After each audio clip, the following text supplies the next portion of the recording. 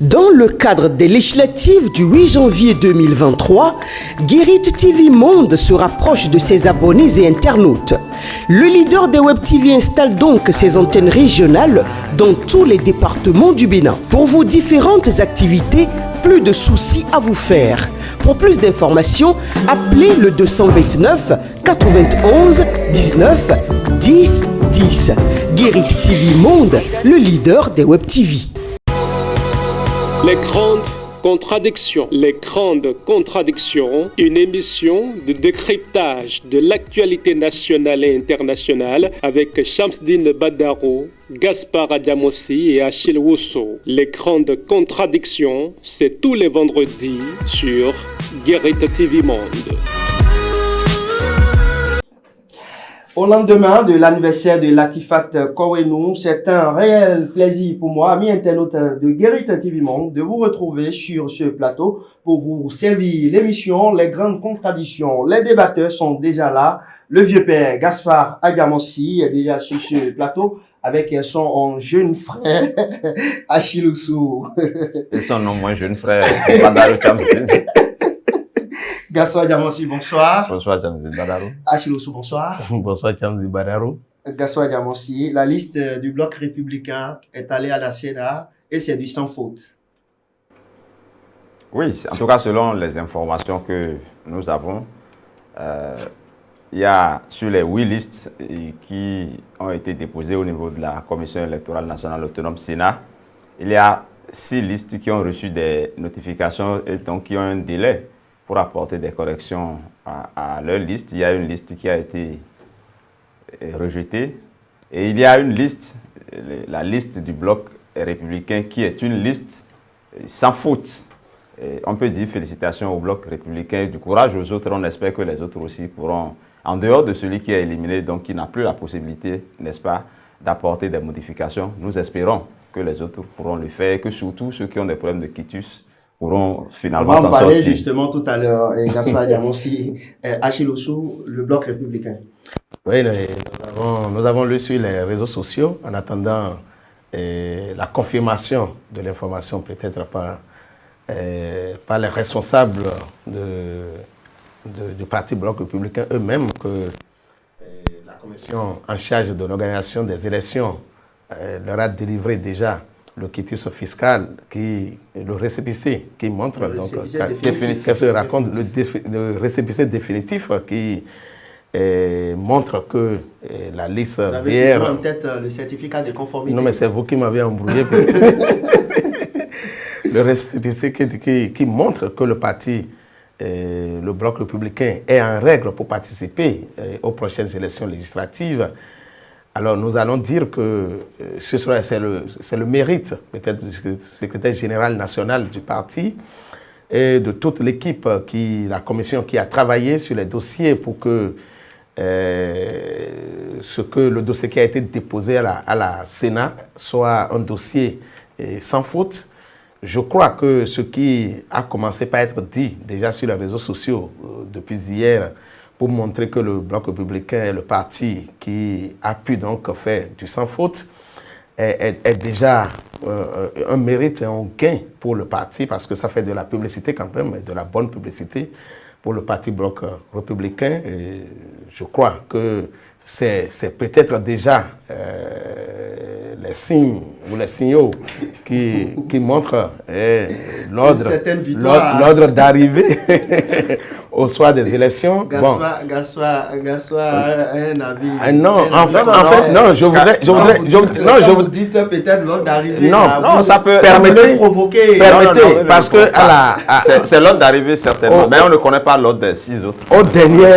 Aux dernières législatives, n'oubliez pas que c'est le parti Union progressiste qui avait dans les mêmes conditions qui avait été satisfait. Et je crois que si on doit faire la comparaison, on dirait peut-être que ce qui était arrivé au parti Union progressiste il y a 3 ans ou environ 4 ans, risque d'arriver peut-être au parti Bloc République, pourquoi pas. Donc nous sommes en train de lire les signes de la nature aux responsables du bloc républicain. On va passer à un autre sujet. Gaspard Diamossi, législative du 8 janvier prochain. Les démocrates est à 215 de quitus fiscaux sur 218. 3 candidats du parti, les démocrates aux législatives, ne sont pas encore en règle.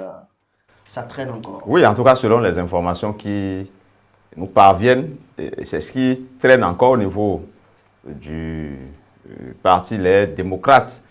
En attendant, bien sûr, que nous ayons écho des notifications qui leur ont été faites par rapport éventuellement à d'autres corrections à faire. Ce qui est aujourd'hui répandu dans l'opinion, c'est que ce parti a encore 3 quitus à prendre au niveau de la direction générale des impôts. Et je crois que pour les montants qui nous parviennent, vraiment, ça donne le vertige quand on entend les chiffres. Bon, moi je ne sais pas. S'il faut passer 3 ans à l'Assemblée pour payer un peu d'1 milliard. Non, parfois c'est une question de dignité, d'honneur. J'estime que pour participer à une pareille élection, les gens sont prêts à débourser ce qu'il faut. Et bon, il ne faut pas oublier également qu'il y a peut-être des sponsors ou des gens qui sont en mesure de sponsoriser ce parti. Bon, je sais au moins que quelqu'un a donné 1 million. Je sais aussi qu'ils ont fait un téléthon, donc, dont on ne connaît pas encore le montant. Donc, c'est sûr qu'ils peuvent avoir ces gens de moyens. Mais moi, mon analyse, c'est de dire qu'ils finiront par payer. Ça, je crois que c'est une évidence s'ils veulent aller à ces élections. Dans un premier temps, parce qu'ils peuvent, par la suite, essayer, régler d'abord ce problème-là et essayer, n'est-ce pas, de revoir au niveau de la Direction générale des impôts s'il y a eu des erreurs, si on a voulu, pourquoi pas, les gruger et pour intenter une action, si possible, rentrer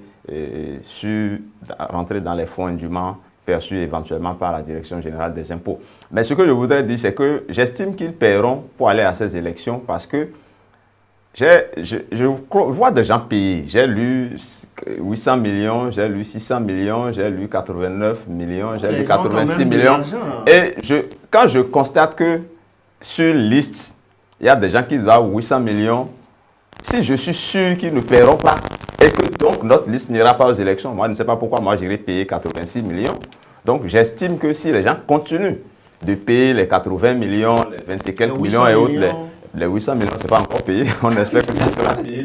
Mais ceux qui sont sur la liste, avec ceux-là, s'ils continuent d'aller solder au niveau des impôts pour avoir leur quitus, c'est qu'ils ont l'assurance que celui qui a 800 millions finira également par payer. Et j'estime donc qu'ils ont les moyens de payer, puisque c'est le parti même qui a réclamé que la Direction générale des impôts publie effectivement ce que chacun doit. Et c'est ce qui a été fait. J'estime qu'ils se donneront, n'est-ce pas, les moyens de payer pour aller à ces élections-là. C'est ce que je pense en tout cas. Et évidemment, dans l'opinion, on a ressorti, je ne sais pas comment expliquer, mais dans un premier temps, ce ne sont que les démocrates qui sont sous les feux de l'actualité par rapport à cette affaire de quitus. Mais bon, fort heureusement, ou je ne sais pas si c'est une action de communication, mais on a sorti d'autres noms comme les Nazer Sado, les Yves Edgar Monou, qui seraient recalés au niveau de leur formation politique également par rapport à ces affaires de quitus. Mais ce qui paraît ridicule par endroit, c'est qu'on nous dit que, par exemple, que Nazer Sado ne devait que 1 million et quelques. Et si c'est pour ça que lui ne peut pas aller aux législatives, je crois que ça suscite quand même quelques petites interrogations. Achille Ossou. Non, mais moi, j'ai comme l'impression que... Oui, j'ai comme l'impression que ça joue trop à la victimisation, ça joue trop aux vases communicants et dans le rang des prétendants aux législatives sur la liste du parti Les Démocrates, parce que au début, c'est à croire que c'était un acharnement de la Direction générale des impôts contre les prétendants candidats, mais depuis qu'on a publié les raisons pour lesquelles ces prétendants à ces quitus fiscaux ne sont pas entrés en possession donc de ce précieux document, l'opinion est plus ou moins fixée. Et lorsque vous créez des sociétés, vous en oubliez. Lorsque vous créez des sociétés que vous fermez, vous pensez donc que vous échappez au contrôle de l'État, c'est comme ça que ça rattrape. Parce que j'ai comme l'impression que c'est le passé qui rattrape ces prétendus candidats. Et malheureusement, au lieu donc de chercher les moyens pour régler ce problème et pour se mettre au pas on est en train de jouer aux victimes et on risque donc de se voir le dos au mur. Parce que là maintenant, la Sénat vient de donner 3 jours à tous les autres partis dont les dossiers souffrent d'insuffisance pour se mettre en règle. Et je crois que là, maintenant, les candidats des partis, les démocrates qui n'ont pas encore eu leur quitus fiscal, doivent courir pour donc aller donner ce qu'on leur réclame. En attendant, comme l'a dit Gaspard, s'il y a problème, que les instances de la République soient saisies pour que, qu'on appelle leurs plaintes soient étudiées et que, bon, peut-être raison leur soit donnée, mais pour le moment, s'il n'y a plus possibilité de faire des modifications sur les listes qui ont été déposées, ça veut dire qu'ils sont obligés donc d'aller payer, de payer pour le moment pour être en règle vis-à-vis donc de l'institution en charge de l'organisation des élections et pour que, bon, peut-être demain, nous ayons beaucoup plus d'informations et beaucoup donc plus de raisons à leur donner raison et à donner tort à la Direction générale des impôts. En tout cas, pour le moment, je crois et je pense qu'ils agiront et ils mettront les petits plats dans les grands pour que ces 3 candidats qui sont encore en souffrance puissent donc être satisfaits et que le dossier du Parti Les Démocrates puisse être vraiment validé comme celui du parti Bloc républicain pour recevoir. Je ne voudrais pas croire comme Achille que c'est uniquement au niveau des démocrates, au niveau des candidats des démocrates qu'il y a des gens qui créent, qui ferment des sociétés. Écoutez, il faut jeter un regard sur les autres listes également et vous savez de quoi je parle. Oui, il y a même des prétendants qui ont été recalés aussi pour les mêmes raisons. Oui, sur la liste Bloc républicain, sur la liste les grandes contradictions. Moi, j'ai pour habitude souvent de ne pas appeler les noms. Si vous suivez mon regard, vous allez comprendre. Quand vous prenez par exemple la liste de l'Union progressiste, quand vous jetez un regard sur cette liste-là, ils sont nombreux à être des opérateurs économiques. Ils sont nombreux à avoir des sociétés. Ils sont nombreux à enfermer, à en créer. Et vous voulez me dire que tout est quitte de ce côté-là? Ah, c'est sûr. Écoutez, quand dans une situation-là, le tort n'est exclusivement que d'un autre côté, il faut quand même commencer par réfléchir. Ah, non, moi, je ne dis pas que... Le tort n'a pas été d'un seul côté. Non, je constate seulement que c'est d'un seul côté qu'on ferme les sociétés. Non, je crois que sur les... Mais les plus grands opérateurs économiques ne sont pas de ce côté. Sur les réseaux, en tout cas, depuis quelques années, ce n'est pas ceux-là qui prospèrent dans les affaires. Non, je crois que sur les réseaux sociaux, ça a circulé aussi qu'un prétendant candidat sur la liste Bloc républicain, pour les mêmes raisons, a été recalé. Il n'est même pas, sa candidature n'a même plus été validée parce qu'il n'est pas en mesure de payer ce que la direction générale lui réclame. Alors ça veut dire que d'un côté, on est en train de faire du bruit, alors que de l'autre côté, les gens ont compris. Et bon, ceux qui ne peuvent pas payer ont plié bagage et c'est fini. C'est pourquoi je dis que ça joue trop au vase communicant d'un côté. Voilà. Et c'est pourquoi donc les réseaux sont inondés, l'opinion est inondée. Et donc on veut faire croire qu'on a des raisons. En fait, on veut tout faire pour écarter une liste donc, de ces élections-là. Bon, ça peut être aussi de la politique parce que ceci aussi peut contribuer à cela. Voilà, nous poursuivons toujours cette émission. Direction Sakété à présent. Bon, quand je dis Sakété, on va parler plutôt des femmes par rapport au positionnement. Les partis politiques n'ont pas pu placer nos dames en tête des listes. Sous prétexte que les 30% de femmes, je ne comprends pas. ça ne va toujours pas. Vous êtes sûr que ce sont les femmes qui vous ont dit ça? Ce sont les femmes qui vous ont dit ça? Les listes existent. Non, je crois que sous le prétexte, effectivement, qu'il y a une place un quota exclusivement réservée aux femmes. Cette fois-ci, les partis politiques ont un peu mis un frein sur le positionnement des femmes. N'empêche, quand vous prenez par exemple le Bloc républicain, dans la 19e circonscription, c'est Mme Tchanou qui est tête des listes. Mais généralement, quand vous prenez les listes, on ne constate pas un positionnement qui arrange autrement. C'est toujours bonus, les femmes. Oui, comme c'est un beau. C'est comme c'est. on se rend compte que c'est une place donnée, que forcément ce serait une femme. Alors que l'ambition, ce ne serait pas d'être à 24 femmes, ce serait peut-être d'être à 30 ou à 40 femmes. Mais tel que les positionnements sont faits, bon, c'est tant mieux. Mais le problème, c'est qu'on peut faire le débat autour, au moins des positionnements. Parce que les femmes même qui ont été positionnées par rapport à ce que vous appelez bonus, je crois que c'est des femmes méritantes. Hein.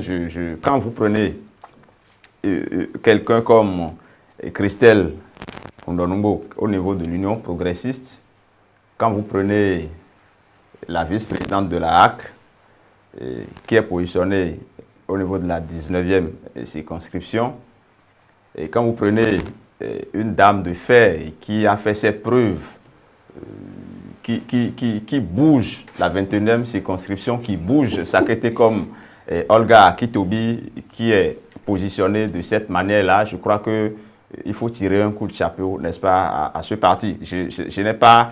Si je ne cite pas le Bloc républicain, c'est parce que les exemples ne me viennent pas spontanément à la tête, comme cela me vient. Non, mais on connaît votre position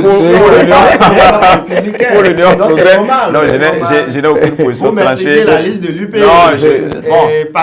Ce qui est sûr, on va rétablir l'équilibre tout à l'heure. Ce que je dis, je veux quand même mettre un accent sur Olga elle le mérite et je me satisfais, n'est-ce pas, qu'elle soit à cette position. Je me satisfais, je pense que les hommes politiques de la 21e circonscription doivent se satisfaire qu'il y ait cette place bonus-là et qu'elle en soit bénéficiaire. Sinon, en sachant ce qu'elle est, en sachant l'Amazone dont elle fait montre, je suis sûr qu'elle allait les bousculer pour prendre les premières places au niveau de la liste. Et je crois que c'est tout bénéfique pour les hommes de cette circonscription électorale-là et qu'elle soit à cette position-là. Et je crois que de cette position, par rapport à ce qu'elle sait faire, je crois qu'elle sera comme une locomotive qui va entraîner les autres wagons-là avec elle.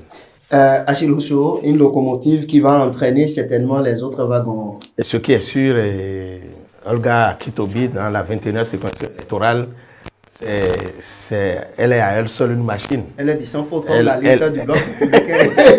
Elle est à elle seule une machine. Je crois que le parti Union progressiste a bien fait d'avoir déniché une telle dame et de l'avoir valorisée en la positionnant pour donc discuter la place donc des femmes favoris à cette élection. Je crois que c'est vraiment un bonus pour le parti Union progressiste parce qu'elle va vraiment drainer du monde. Adjointe au maire de la commune de Sakété et chargée de mission du président de l'Assemblée nationale, l'un dans l'autre, ça fait un poids politique pour cette dame dont nous parlons. Et je suis sûr que le parti Union progressiste va tirer vraiment profit de son positionnement.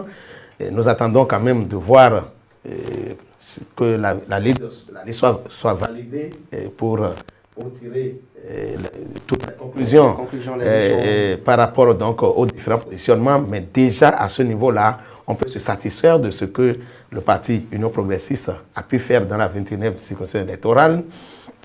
Oui, vous parliez tout à l'heure du positionnement des femmes comme tête de liste, en tout cas, un positionnement qui favorise plus la candidature féminine. Oui, bon, je ne sais pas quel a été, qu'on appelle les conciliabules au sein du parti Union progressiste, mais j'ai quand même senti que au niveau du parti Bloc républicain, il y a eu un petit effort qui a été fait. Nous avons cité Mme Tchanou, mais c'est que dans le point que le secrétaire général a fait par rapport donc, au travail de positionnement qui a été fait de façon globale, qu'il y a au moins 3 ou 4 femmes qui ont été positionnées tête de liste dans leur circonscription électorale. Et il y aurait 45% de femmes. Bon, je crois que ça là, c'est même une exigence du code électoral. Positionné aussi pour aller à ces élections 30% de jeunes.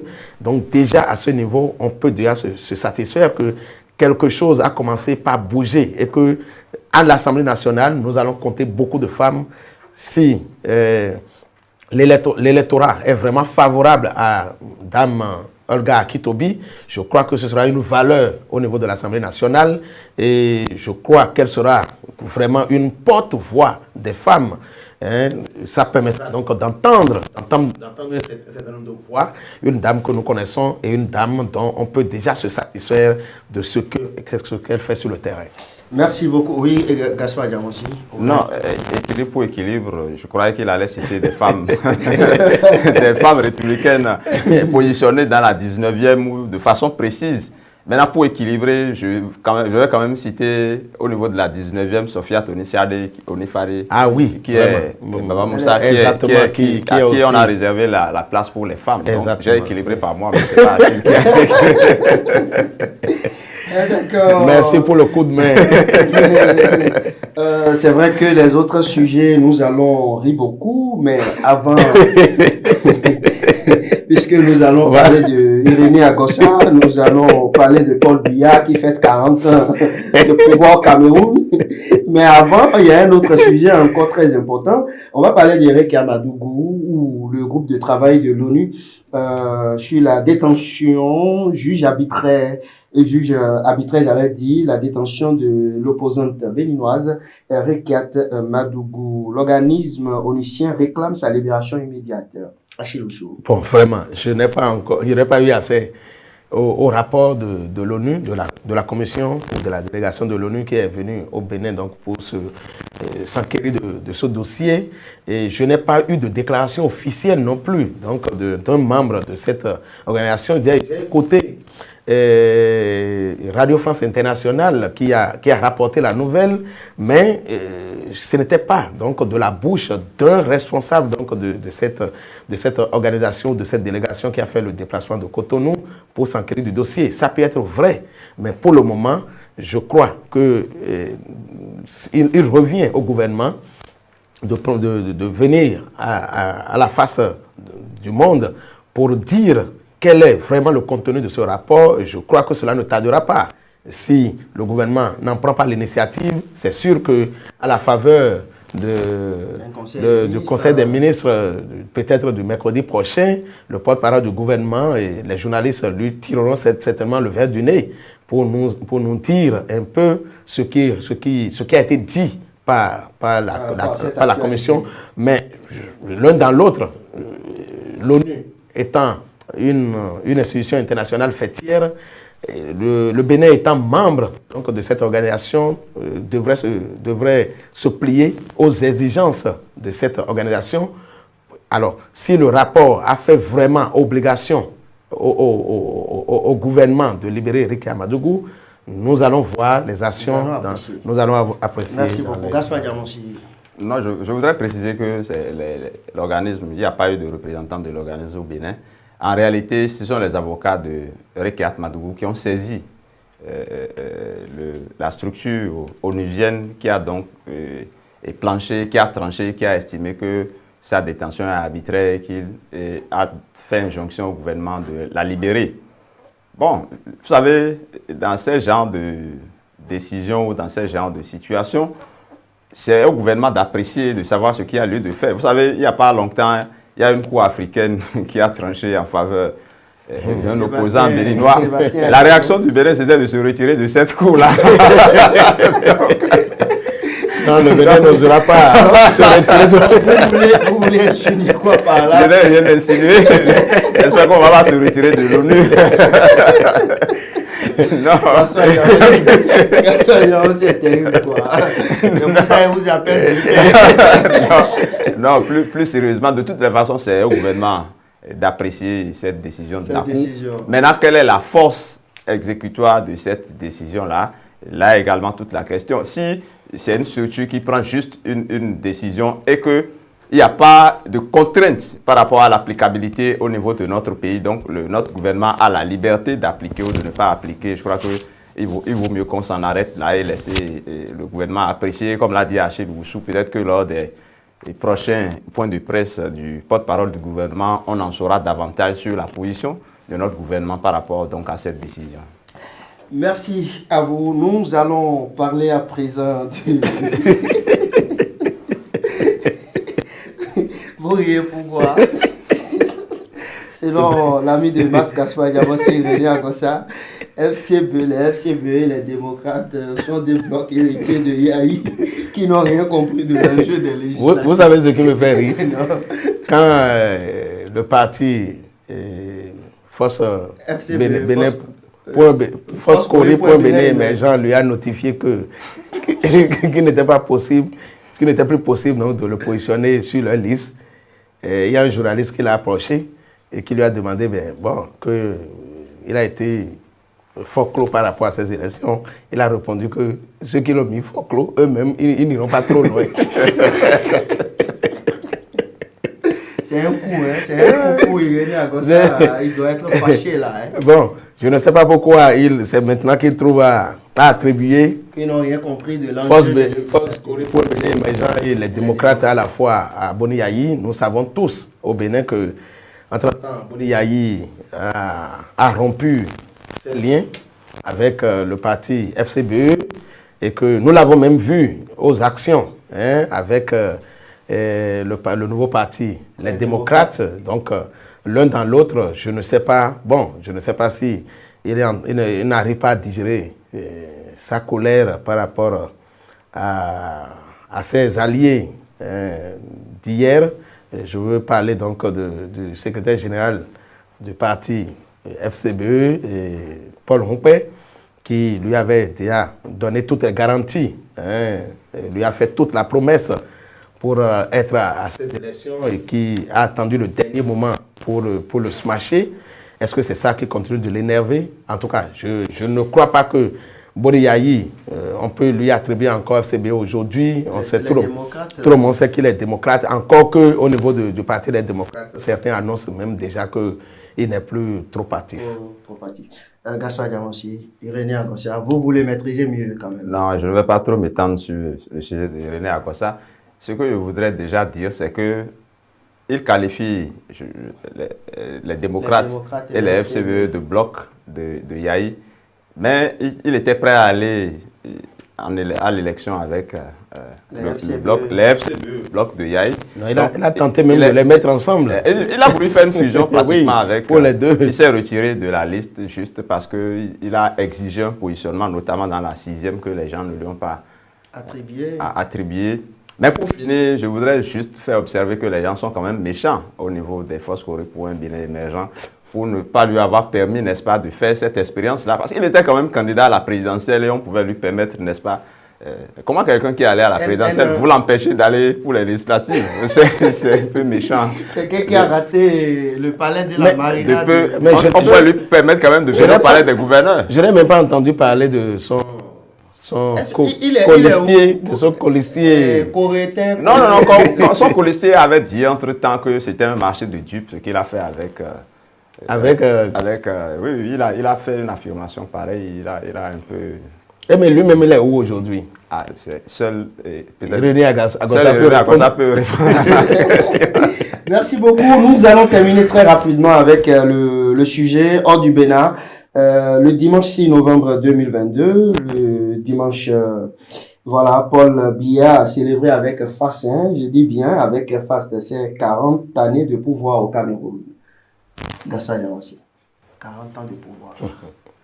Oui, célébré avec FAST. Oui, d'autres peuvent célébrer 40 ans de pouvoir avec FAST. Parce que pour certains, Paul Biya est quand même le bonheur de son pays, le Cameroun. Mais pendant ces 40 années, moi, je ne sais pas ce qui le Cameroun a fait de si merveilleux. Heureusement que d'un autre côté, il y a ceux qui critiquent sa gestion du pouvoir. Bon, célébrer 40 ans, moi, je ne sais pas. J'ai entendu dire qu'il est le deuxième chef d'État qui est le plus resté au pouvoir, en dehors des monarchies, bien entendu. Bon, ceux qui disent en dehors la naissance de Macron. Ceux qui disent en dehors des monarchies, moi j'ai comme l'impression que le Cameroun est presque une monarchie parce que le monsieur s'est installé depuis pas mal d'années, il n'est pas prêt à partir parce qu'il a 89 ans. Il a été élu successivement 7 fois déjà. Et le dernier mandat, le 7e, finit en 2025. Et il a déjà dit qu'il va aviser, ça veut dire qu'il a dit qu'il sera encore candidat. Et vous imaginez une 8e fois d'affilée. ça va être le record absolu. Il y a des gens qui l'ont connu. Il y a beaucoup de générations qui l'ont connu. Président, 40 ans, ce n'est quand même pas peu. Vous imaginez, prenez les États-Unis, pendant ces 40 ans, vous voyez combien de fois on a déjà eu un président dans ce pays-là. Même le Bénin, imaginez combien de présidents nous avons déjà connus pendant ces 40 ans. Merci beaucoup. Joyeux anniversaire donc au Joyeux anniversaire au président et à ses partisans. Très rapidement, Paul Biya en fait au Cameroun. Mais vous avez dit avec face, c'est ça qui me surprend. Parce que je ne sais pas si c'est pendant qu'il était encore là avec ses convives, mais il y a quand même des audacieux Camerounais qui ont pris d'assaut les lieux de la fête, qui ont tout cassé. Les images ont circulé sur certains forums. Je ne sais pas si c'est pendant qu'il était encore là ou si, après son départ, ou si c'était après son départ. Ce qui est sûr, des Camerounais se sont manifestés pour montrer leur désarroi par rapport à cet état des choses. Vous voyez pourquoi on dit que la démocratie est un luxe pour les Africains et pourquoi aussi on dit qu'on parle des démocraties africaines. Sinon, ça ne se comprendrait pas qu'une même personne reste au pouvoir pendant 40 ans et se fasse élire pendant plus de 7 fois, parce que la 8e fois, ça ne ratera pas encore. Je ne trouve pas encore de challenger capable donc de le renverser jusque-là. Gaspard a conclu, le Cameroun, loin d'une démocratie, est une monarchie, peut-être démocratique. Merci beaucoup. Achille a parlé de ceux qui ont manifesté. Non, il ne faut pas parler de ceux-là. C'est juste un petit groupe, c'est des marginaux.